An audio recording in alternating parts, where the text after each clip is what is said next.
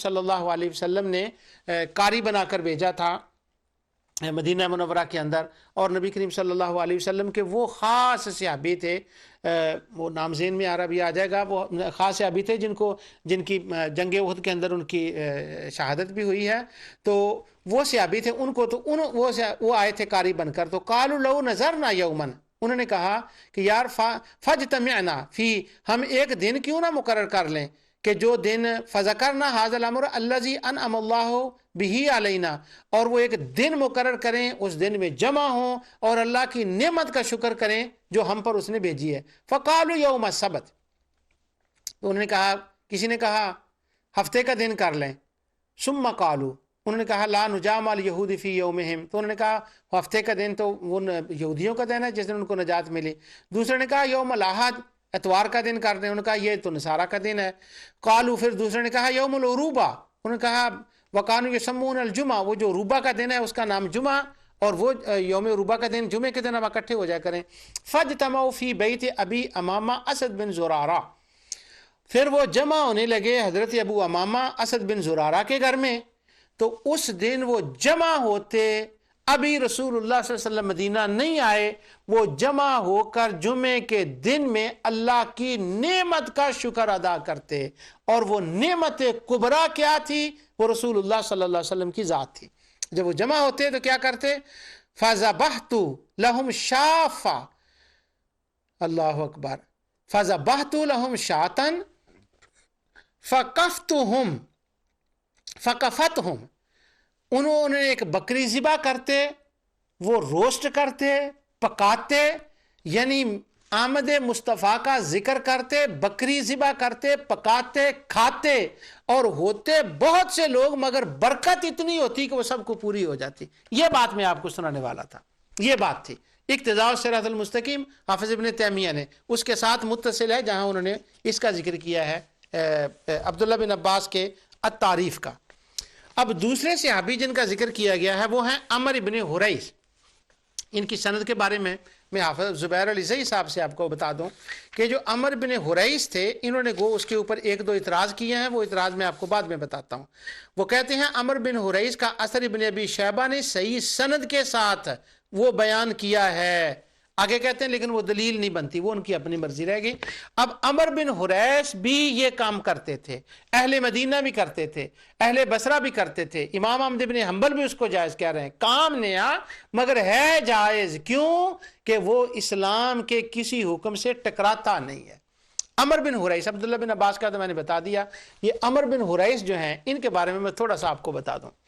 اب تہذیب التہذیب نکالیں، اسد الغابہ، الاستیاب، الاصابہ ابن حجر کی جو حالات صحابہ پر کتابیں ہیں، طبقات ابن سعد میں دیکھیں تو ان ساری کتابوں میں یہ لکھا ہے کہ عمر بن حریث یہ مخزومی ہے، ان کا قبیلہ مخزوم تھا، اس وجہ سے ان کو مخزومی کہتے ہیں۔ تو یہ نبی کریم صلی اللہ علیہ وسلم کے صحابی کی ایک خاص بات ہے کہ جس دن، بعض روایتوں میں کے مطابق یہ اس دن اپنی ماں کے پیٹ میں آئے جب بدر فتح ہوا تھا، بعض میں ہے کہ یہ پیدا ہی اس دن ہوئے، یعنی بدر کی فتح ہوئی ہے تو عمر بن حریث اس دن پیدا ہوئے، اور فتح کے بعد نبی کریم صلی اللہ علیہ وسلم جب مدینہ منورہ واپس آئے بدر سے تو ان کے والدین نے حضور نبی کریم صلی اللہ علیہ وسلم کے پاس ان کو لے گئے۔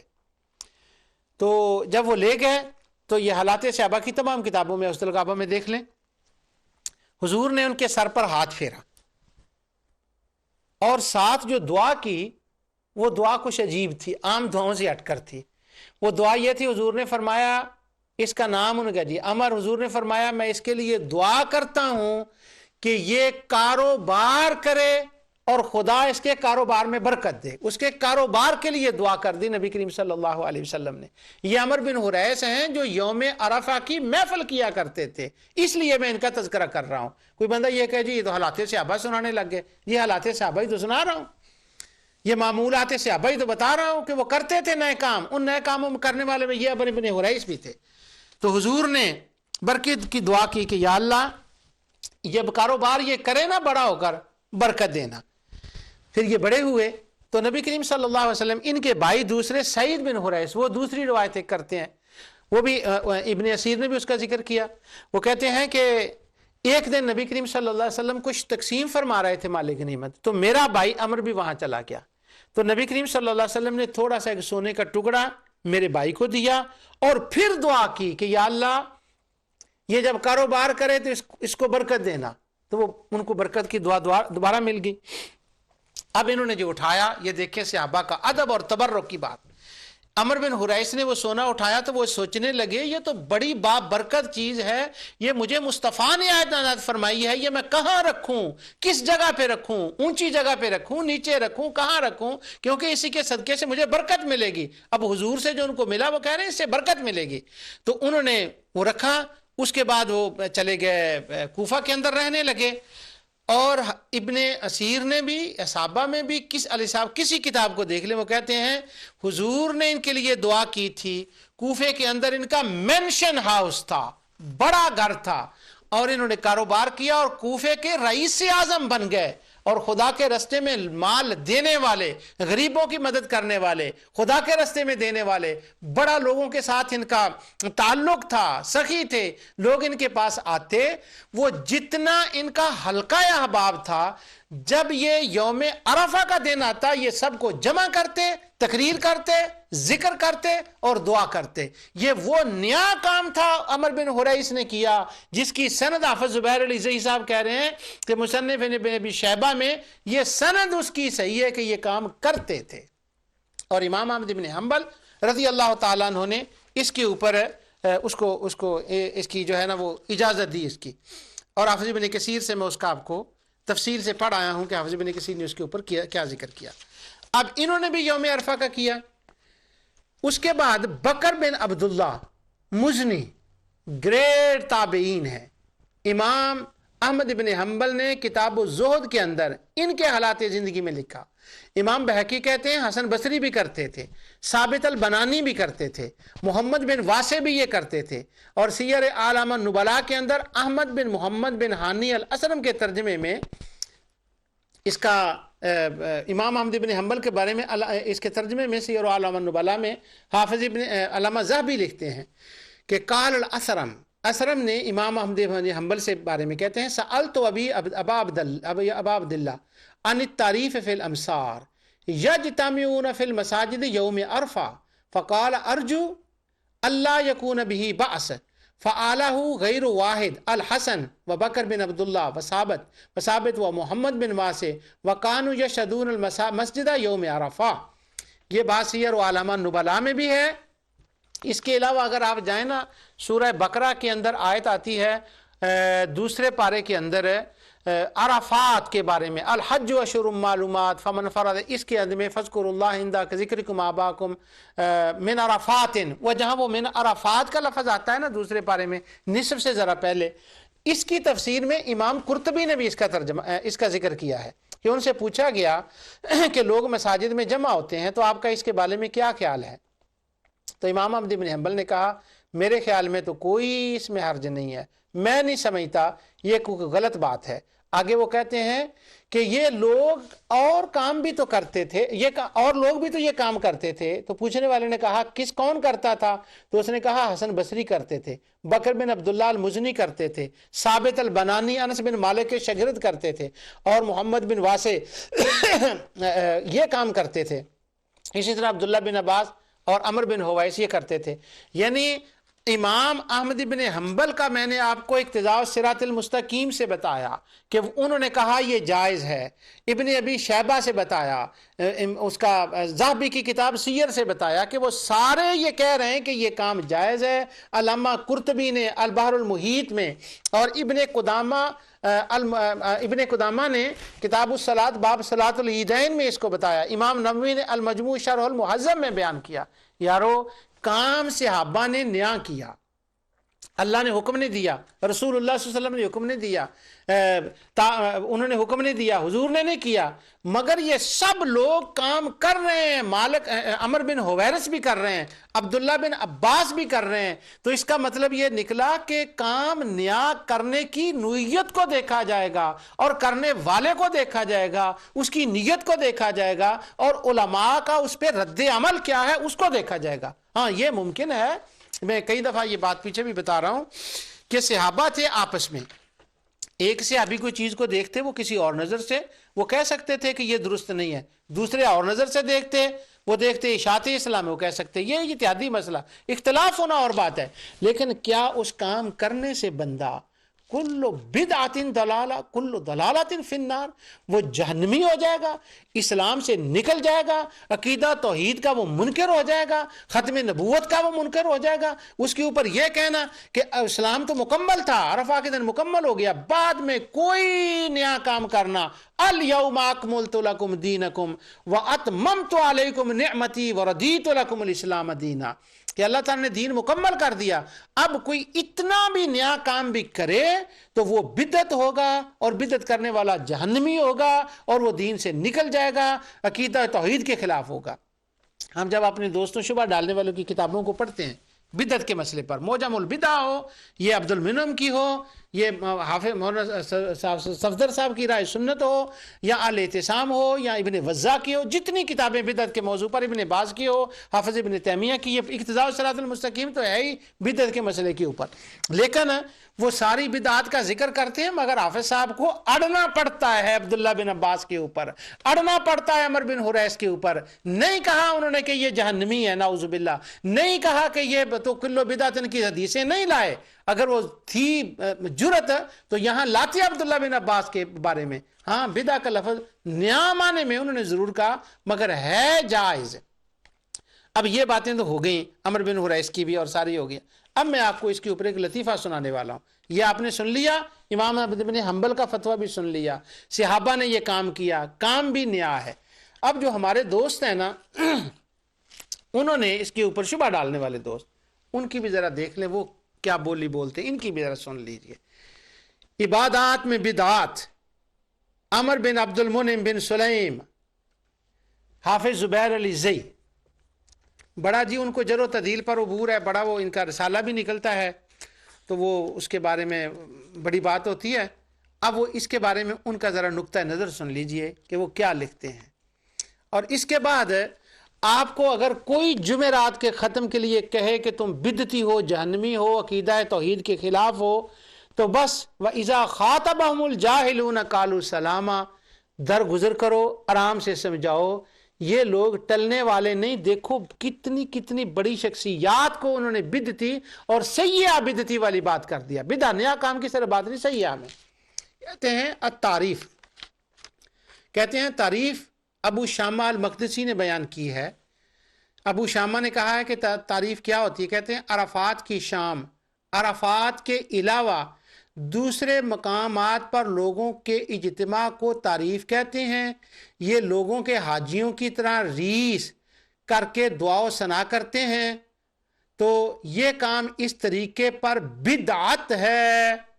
سلف صالحین سے اس کا کوئی ثبوت نہیں ہے، سلف صالحین سے کوئی ثبوت نہیں ہے۔ میں تیسری بار پڑھ رہا ہوں، کہتے ہیں سلف صالحین سے کوئی ثبوت نہیں ہے۔ حافظ زبیر علی زئی صاحب تو بڑا دعویٰ ہے کہ جو ان کا بڑا وہ جر و تعدیل اور احادیث پر بڑی نظر ہے، تو اب کیا ہوا کہ سلف صالحین سے اس کا کوئی ثبوت نہیں ہے۔ حافظ ابن تیمیہ تو کہہ رہے ہیں سلف صالحین سے ثابت ہے، عبداللہ بن عباس نے کیا، امام احمد بن حنبل اس کو رخصت دے رہے ہیں، وہ کہتے ہیں کوئی حرج نہیں، عمر بن حویرث کر رہے ہیں، ان کا نام لکھ رہے ہیں، اہل مدینہ کر رہے ہیں، اور پھر حافظ ابن تیمیہ یہ لکھ رہے ہیں کہ اس وقت خلفائے راشدین کا دور تھا، کسی نے انکار نہیں کیا۔ تو کیا جن کو وہ حافظ ابن تیمیہ خلفائے راشدین کہہ رہے ہیں، جن کے زمانے میں ہوا، وہ سلف نہیں تھے؟ عبداللہ بن عباس سلف نہیں تھے؟ امام احمد بن حنبل سلف نہیں تھے؟ سلف کا مطلب ہوتا ہے پہلے زمانے کے مسلمان، ارلی مسلمان۔ عمر بن حویرث سلف نہیں تھے؟ امام احمد بن حنبل سلف نہیں تھے؟ یہ کہہ رہے ہیں کہ یہ کام اس طریقے پر بدعت ہے، سلف صالحین سے کوئی اس کا ثبوت نہیں ہے۔ عبادات میں بدعت اور سنت نبوی سے اس کا رد۔ اللہ اکبر۔ 301۔ اب ان صاحب کو یہ دیکھیں کہ اگر جمعرات کے ختم دینے والے بندے کو یہ کہہ دے کہ یہ بدعتی ہے تو کیا کریں؟ آپ کو کیا غصہ آنا چاہیے؟ جو عمر بن حویرث اور یہ سارے نام میں نے لیے، عمر بن حویرث کو، امام احمد بن حنبل کو، امام حسن بصری کو، بکر بن عبداللہ کو، اور ثابت البنانی کو، محمد بن واسع جو ابدال اعزابی ان کو کہتے ہیں، وہ سارے بندے یہ کر رہے ہیں اور وہ ان کو کہہ رہے ہیں کہ سلف میں سے کسی نے نہیں کیا. سبحان اللہ. یہ ہے تحقیق. یارو کوئی تو بندہ ہو جو اتنے ٹکڑے کوئی کم از کم اس کتاب کو لے کر ذرا شور تو ڈالے کہ کون تم کہتے ہو سلف نے کیا. یا تو سلف نے کیا, کون کہتا ہے سلف نے کیا؟ حافظ ابن تیمیہ کہتے ہیں, ابن کثیر کہتے ہیں کیسے لکھ دیا کہ یہ سلف نے نہیں کیا. اور حیران ہوں میں کہ اس کتاب کے اندر حافظ زبیر علی سعی نے چھوٹے چھوٹے حاشیے لکھے ہیں, مگر اس بات کے اوپر انہوں نے کوئی حاشیہ جو ہے یہاں نہیں لکھا, حالانکہ ان کے علم میں تھا کہ کون کرتے ہیں, اس کے انہوں نے نہیں لکھا.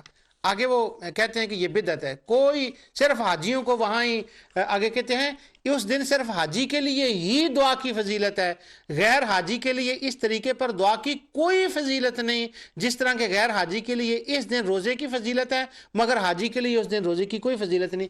آگے وہ حدیث لائے ہیں جس کو میں نے بگننگ میں پڑھا تھا. شاید اب اگر آپ بھول نہیں گئے, لمبا پروگرام ہو گیا ہے, تو اب آپ کو وہ یاد آئے گا کہ عرفات کے دن کی حدیث کو وہ لائے ہیں یہاں پر, اس لیے میں نے وہ حدیث اس کتاب سے پڑھی تھی, حالانکہ وہ حدیث کی کتابوں میں واضح پڑھ سکتا تھا. اس کے بعد کہتے ہیں تاہم دوسرے لوگوں کے لیے دعا استغفار کے لیے اس دن جمع ہونا بری بدعت بدعہ سیئہ ہے. اللہ اکبر. عبداللہ بن عباس, عمر بن حویرث, حسن بصری, ثابت البنانی اور یہ سارے, اور امام احمد بن حنبل, حافظ ابن تیمیہ اس کی مدنیین بصریین سے تائید کر رہے ہیں اور یہ کہتے ہیں بدعت ہے. بلکہ عرفات کے علاوہ کسی دوسرے مقام پر اس طرح جمع ہونا بذات خود بدعت ہے. آگے کہتے ہیں جیسا کہ گزر چکا ہے. آگے ایک جملہ لکھا بڑا ڈر ڈر کے انہوں نے, وہ کہتے ہیں لیکن امام احمد بن حنبل اس کے جواز کے قائل ہیں. یہ ہے عبادات میں بدعت. حافظ زبیر علی سعی صاحب کہتے ہیں اس کے قائل ہیں امام احمد بن حنبل. اب وہ عبداللہ بن عباس کی روایتیں اور وہ ساری بات تو تھی, اب یہ بھی لکھا کہ امام احمد بن حنبل اس کے قائل ہیں. اب اس پر وہ پھڈا پڑتا تھا کہ جب عبداللہ بن عباس ہیں تو پھر یہ کس طرح سے ہو گیا. اب اس کے اوپر انہوں نے ایک علمی قسم کا جو تھا نا وہ اعتراض وارد کیا. اب وہ جو علمی اعتراض انہوں نے, حافظ زبیر علی زئی نے اس کی تائید کی اور عبد المنعم نے بھی اس کی تائید کی, تو وہ میں آپ کو بتاتا ہوں جو انہوں نے اس کا کیا ہے. انہوں نے یہ کہا عمر بن حویرث کے بارے میں تو کہتے ہیں اس کی سند جو ہے وہ صحیح ہے, لیکن جو عبداللہ بن عباس کا ہے اس پر انہوں نے کہا کہ امام احمد بن حنبل نے ابن عباس کے جس اثر سے حجت پکڑی ہے اسے حسن بصری نے ابن عباس سے روایت کیا ہے. دیکھیے مصنف ابن ابی شیبہ. اور امام احمد نے فرمایا ہے کہ حسن نے ابن عباس سے کچھ نہیں سنا, لہٰذا یہ اثر مرسل یعنی منقطع ہے اور مرسل روایت ناقابل حجت ہوتی ہے. یہ ایک علمی اعتراض ہے.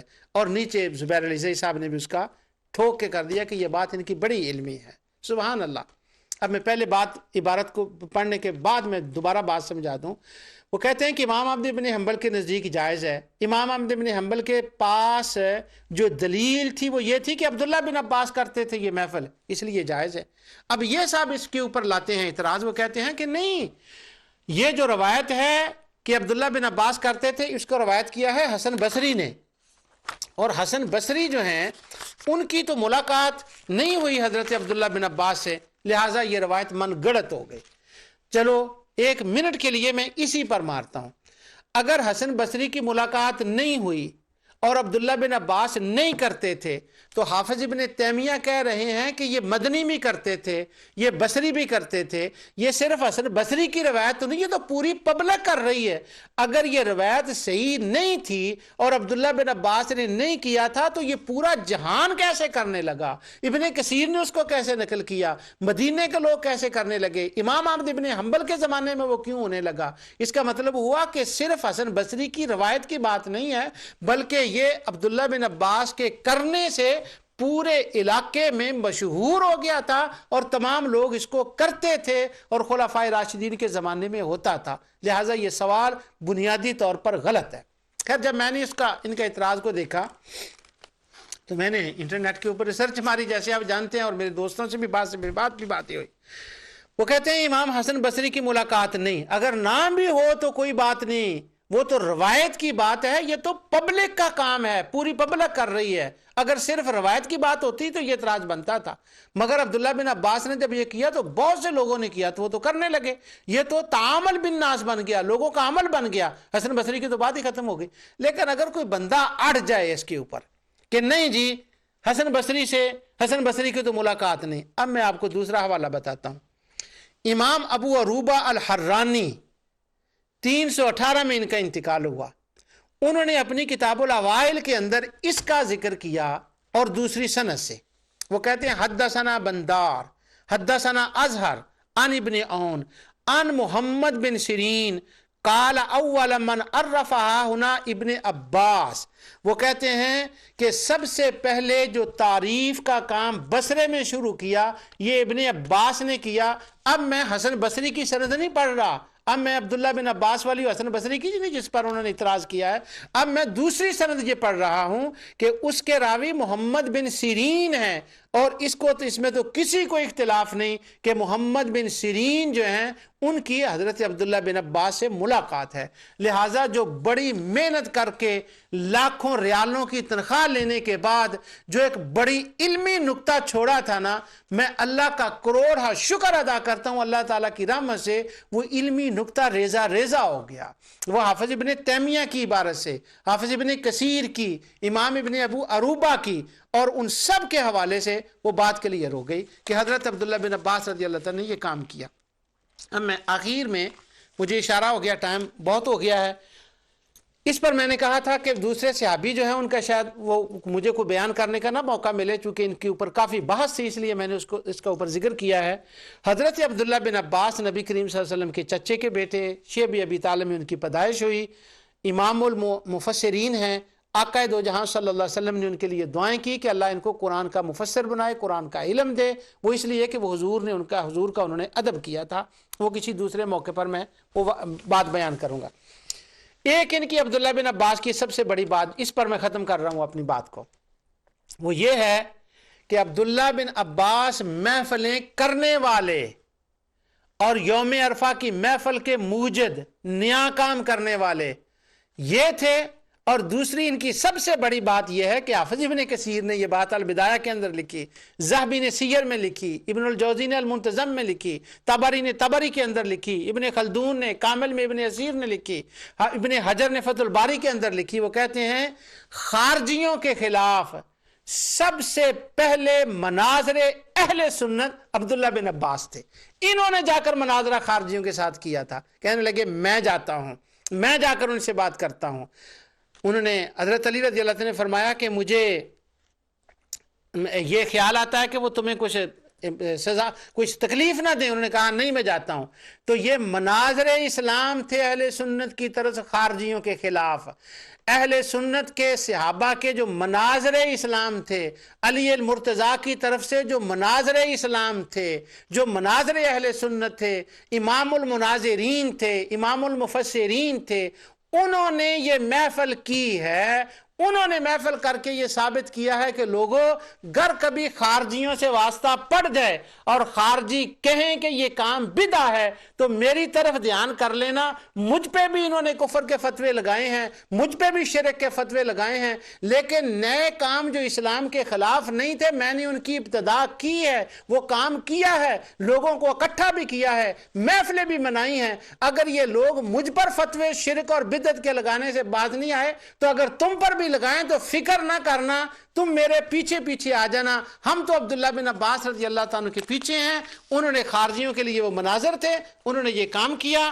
لہٰذا اللہ تعالیٰ حضرت عبداللہ بن عباس رضی اللہ تعالیٰ عنہ کے توسل سے ہمیں اس جہان میں، آخری جہان میں بھی کامیابیاں عطا فرمائے۔ آج کے دن میں نے صحابہ کرام میں سے یہ بات آپ کو بتائی کہ انہوں نے نئے کام شروع کیے تھے اور یہ کرنا جائز ہے جب وہ اسلام کے خلاف نہ ہو۔ اگلے پروگرام میں انشاءاللہ صحابہ کے اور کام میں آپ کے سامنے لاؤں گا، محدثین کے جو کچھ میں نے کہا اللہ اسے قبول فرمائے۔ وما علیہ الا البلاغ۔